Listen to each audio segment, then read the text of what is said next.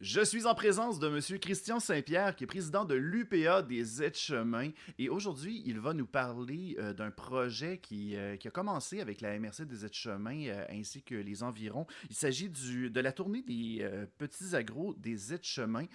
Monsieur Saint-Pierre, est-ce que vous Oui. pouvez nous raconter en quoi a commencé un tel projet? Ce projet-là, il a commencé au niveau de mon conseil d'administration de l'UPA des Aides-Chemins.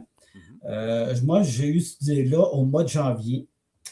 Pourquoi cette idée-là? J'imagine que vous connaissez un peu les portes ouvertes qu'on fait à l'UPA au début septembre. Alors, ce que je me suis dit, j'ai dit, je vais en faire un pour les enfants d'école, les enfants particulièrement au niveau du primaire. Fait que je vais le faire toute la même journée et puis je me suis concentré, étant donné que je suis président de l'UPA des Aides-Chemins, donc je me suis concentré sur la MRC des Aides-Chemins. Mhm. J'ai fait des contacts au niveau de la commission scolaire. Au niveau de mon conseil d'administration, ils ont dit oui, pas de problème, on y va, puis on verra ce que ça coûte. Il y a des coûts à ça, là. Oui, bien entendu. Et puis, ce que j'ai fait, c'est que j'ai contacté la commission scolaire. Ils ont dit oui, c'est intéressant, vous pouvez en parler aux directrices générales des écoles. Mhm. Alors, j'ai contacté toutes les directrices générales des écoles primaires sur le territoire des Aides-Chemins. Et puis, ils se sont montés tous intéressés. Alors, suite à ça, là, j'ai regardé parce que je sais qu'au niveau des commissions scolaires, les visites extérieures, il y en a de moins en moins parce qu'ils ont été coupés au niveau du budget. Ouais, non, ça, c'est une triste réalité qui arrive Ouais. surtout pour les étudiants aujourd'hui, là. Ouais. Alors, moi, ce que je me suis dit, j'ai dit, bon, nous autres, on a un fonds spécial qui a été créé via la Confédération de Longueuil pour des activités spéciales qui sont nouvelles. Et je me suis dit, bon, on pourrait faire une demande là pour avoir de l'argent pour financer cette partie-là. Alors, puis les principaux coûts qu'il y avait dans notre réalisation, c'était les autobus, bien entendu. C'est la grosse part des coûts. Mhm. Et aussi d'installer des toilettes chimiques aux places qui n'avaient pas de toilettes convenables. D'accord. C'était ces deux points-là principaux. Alors, on a fait une demande. Je pense qu'on a fait une demande. On a confirmé en janvier. Alors là, on a eu un certain montant. On a dit, parfait, on va y aller de l'avant. On va aller chercher des commanditaires avec ça. Puis on devrait boucler le tout pour avoir un budget intéressant là, avec revenu dépenses qui peuvent s'équivaloir. La deuxième étape, la plus importante, c'était de trouver des producteurs. Oui, parce que c'est quand même un projet qui demande à ouvrir leurs portes également pour montrer le terrain, la façon d'opérer et tout, là. C'est ça, parce Mhm. qu'il faut qu'il y ait, tu sais, il ne peut pas arriver puis dire, OK, amène ton groupe, puis je vais faire ça tout de suite. Ouais. Il fallait qu'ils se préparent. Parce que ces jeunes-là, c'était dans l'avant-midi, c'était toute la même journée, le 7 de mai. Ça se passait la grosse partie en avant-midi, puis quelques-uns dans l'après-midi. Alors, ce qu'il y avait à faire, eux autres, ils recevaient les enfants 1 heure et demie de temps, OK. à peu près, sur la ferme. Et il a fait les visiter, puis flatter les animaux, puis connaître comment semer une graine, puis comment ça, les érablières, parce que j'avais des entreprises au niveau, j'étais allé chercher assez diversifié, j'avais des entreprises au niveau animal, que ce soit au niveau du lait, au niveau des brebis, du bœuf. J'en avais pas au niveau du porc parce que j'ai des entreprises qui ont participé qui étaient dans le porc, mais ils étaient dans d'autres choses, parce que le porc, on ne peut pas rentrer Mhm. dans les packs d'engraissement. Alors, À et cause de la j'avais des réglementation au niveau sanitaire, j'imagine? Oui, c'est ça, c'est en plein ça. Parfait. C'est pour la biosécurité. Parfait. Alors, et après ça, j'étais allé chercher des fermes plus végétales, comme, mettons, ici, je regarde les serres ici à la Quatre-Chemins, là, ferme bricolade. Des entreprises comme les RL des Frères à la Quatre-Chemins. J'étais allé chercher Bêche d'Or, qui est producteur de petites épinettes, Mhm. là, Saint-Prosper. Et après ça, j'étais allé chercher une partie de producteurs acéricoles. Puis eux autres, puis la date du 7 de mai a été déterminée en cause d'eux autres, surtout parce qu'ils se sont dit, si tu fais ça au mois d'avril, on risque d'être dans le roche, puis on va de la misère à recevoir les enfants. 7 de mai, on devrait avoir fini. C'était taille cette année, là, parce que ça finit juste quelques jours avant qu'il arrive au jeudi, Oui, parce OK, que ouais. les ceux qui ont été plus tard. Ouais. Alors, j'ai eu ce groupe-là, puis j'ai aussi quelques producteurs forestiers. D'accord. Puis, Alors, à quoi ressemblait la réception des élèves par rapport ah, à ces nombreuses activités-là? Parce que j'imagine que c'était très varié, là. ouais, ouais, c'est très varié, puis puis tout et chacun pouvait donner des collations ou des différentes choses aux enfants qui le visitaient. Mhm. Il y en a qui n'ont eu passablement, il y en a qui n'ont eu un peu moins, il y en a qui ont eu des semences pour semer chez eux. Parce qu'il y a différentes choses. Le but de tout ça, c'était de sensibiliser cette jeunesse-là que pour le métier d'agriculture et aussi Mhm. de connaître que quand ils mangent dans leur assiette, là, ben, les produits qui sont dedans, là, il y a de l'ouvrage en arrière. Ouais.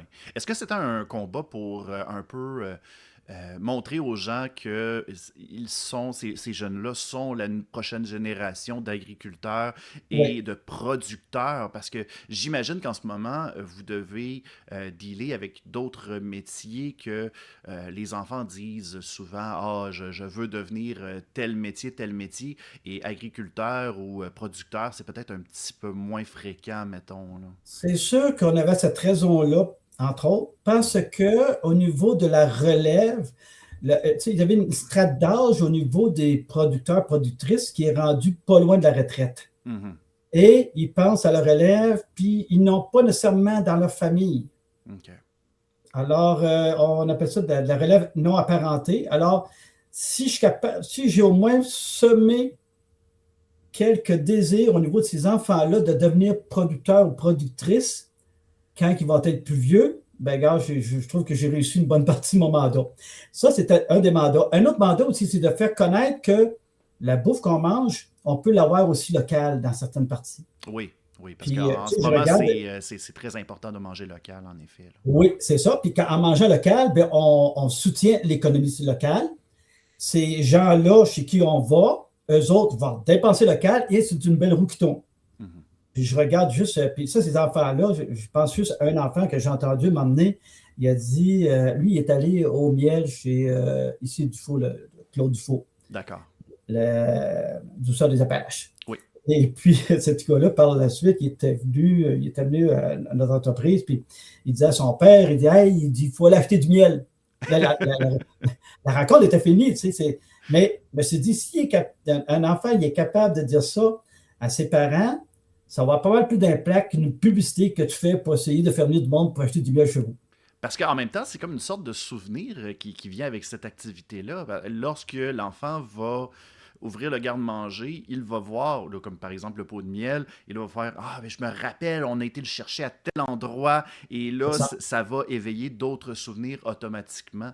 Fait Oui. que c'est fantastique. Oh, oui, c'était ça le but. Et puis, je te dirais qu'on l'a atteint en partie, ce but-là. Et en même temps, ben, on a aussi conscientisé les enfants, les élèves, mais les professeurs aussi, qui les accompagnaient. Parfait. Il y en a qui n'étaient pas nécessairement sensibilisés à l'achat local. Alors ça, c'est les a sensibilisés. Ils ont dit, waouh, c'est beau ce qu'on peut voir par ici. Puis ces gens-là, autant les élèves que les professeurs, que les directions d'école, ils ont adoré l'événement. Ainsi qu'ils nous ont demandé de répéter l'année suivante. Oui, parce que ma prochaine question, c'était est-ce qu'il y a des plans pour une seconde édition? Là, on sait que c'était la première édition qui s'est passée le 7 mai dernier. C'est ça. Donc, j'imagine qu'il y a d'autres plans qui s'en viennent pour l'année prochaine, sans doute, là. Ben, c'est-à-dire que ça, c'est une initiative du syndicat de l'UPA des aides-chemins. Parfait. C'est certain que je ne demanderais pas mieux que ça se répète, mais il y a toujours une question de coût. Mhm. On a eu des commanditaires, des très bons commanditaires. La MRC des aides-chemins nous a donné un très bon montant. Plusieurs municipalités dans les aides-chemins nous ont donné des montants. Mhm. La Coop Sainte-Justine nous a fourni des genres de chaussons que les enfants prennent pour aller dans les fermes, parce qu'il y a les fermes animales, il faut qu'il y ait des chaussons pour ne pas te contaminer. Oui. Alors, on a eu quand même des bons commanditaires au niveau de ça. On a les producteurs acéricoles, les autres fournissaient les bonbons à l'érable. Parce que, tu sais, ça prend de l'argent pour faire rouler tout ça, pour payer les deux principaux points, là, qui sont les transports et les toilettes chimiques. Le restant, c'est souvent la ferme là, qui l'assumait, là, les différentes affaires qui faisaient chez eux là, pour pouvoir présenter leurs produits ou pour leur expliquer, et ainsi de suite. Parfait. En tant que président de l'UPA, j'imagine que ça, c'est le genre de projet que vous tentez de pousser, il y a sans doute d'autres opportunités qui risquent d'arriver dans un avenir prochain, sans doute pour peut-être sensibiliser un petit peu plus d'autres personnes à travers d'autres activités. Bien entendu, c'est sûr et certain que l'entrevue est dans le passé là, en ce moment, mais là, il y a j'imagine que tu sais, vous avez déjà des plans pour des futures activités pour montrer aux gens que l'agriculture et de récolter euh, au Québec, c'est très important aujourd'hui, là. Ben, on avait déjà fait, on est quand même assez, vous savez, l'UPA, Mhm. l'organisme en tant que tel, Oui. a une image plus ou moins, tu sais, il y a des gens qui n'aiment pas cette image-là de l'UPA, qui est plutôt style revendicateur, puis qui sont en train de chialer tout le temps pour avoir ci, pour avoir ça. Mhm.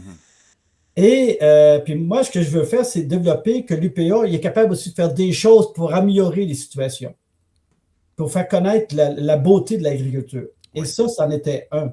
Il y en a un qu'on a déjà fait dans le passé, c'était, on avait une émission de radio qui se faisait sur CFN ici à Lac-Etchemin et la radio de Saint-Georges, où ce que c'est qu'il y avait un à deux producteurs par semaine qui venaient, qui étaient interviewés par l'animateur, puis il expliquait son quotidien.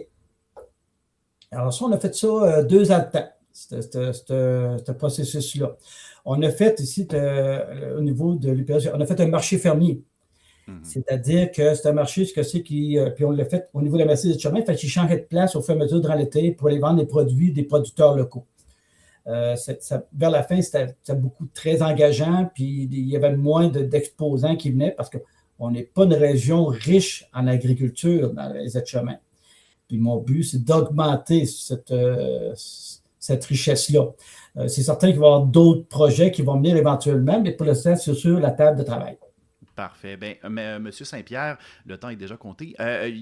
Si jamais il y a des gens qui souhaitent, mettons, vous poser des questions ou en savoir plus sur l'UPA, est-ce qu'il y a un moyen auquel on pourrait vous rejoindre? Ben, il y a sur mon courriel personnel Mhm. qui peuvent le faire. Après ça, il y a au niveau de l'UPA, des aides-chemins. Je pense qu'on a, je ne suis pas un maniaque de Facebook, là, mais je pense qu'on a un site Facebook, tout ce que c'est, qu'ils peuvent aller apporter leurs commentaires. Parfait. Ben, un gros merci, Monsieur Saint-Pierre.